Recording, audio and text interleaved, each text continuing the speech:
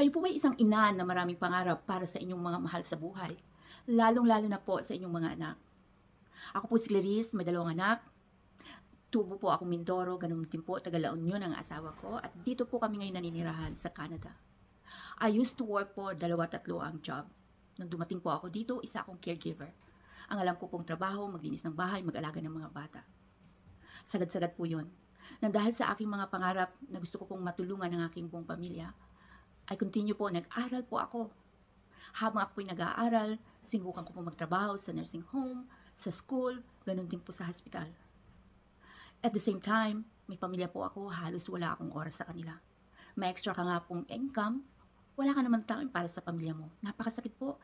Halos lumalaki sila nang wala ka sa side nila. Napakasakit po bilang isang ina. I was so thankful nang matagpuan ko po itong isang online business na nagpabago po ng aming buhay. When I started it, I have 2 to 3 jobs. And eventually, gradually po, nag-give up ko yung aking mga part-time job. Yun po ang kagandahan. Nang dahil po dito sa business na to, nagkaroon ako ng mas maraming oras para sa aking pamilya. Nakapag-travel po kami sama-sama. Nagkaroon ako ng time. Madala sila sa kanilang mga activities, ma-attend po ng kanilang mga functions at ganoon din po ang mga milestone nila, ma-witness ko po. Napakasarap bilang isang ina. Lahat po yun ang dahil sa business na to. Nagkaroon ako ng chance na makatulong po sa mga pamilya na gustong magkaroon ng side hustle. Ang kagandahan pa nito, pwede pong gawin kahit po tayo may full-time, may part-time.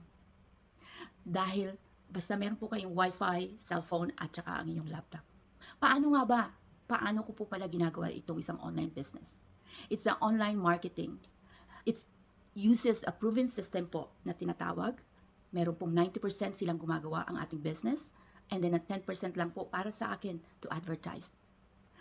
Nag-umpisa po ako, wala akong experience, pero dahil nga po, they provided the trainings, guidance, may mentor, at napakalaki po ng tulong na ibinigay.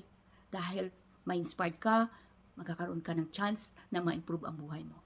Kung gusto niyo pong malaman pa kung paano mag-umpisa ng sarili niyong negosyo, pwedeng gawin kahit tayo nasa bahay, katulad ko po ngayon.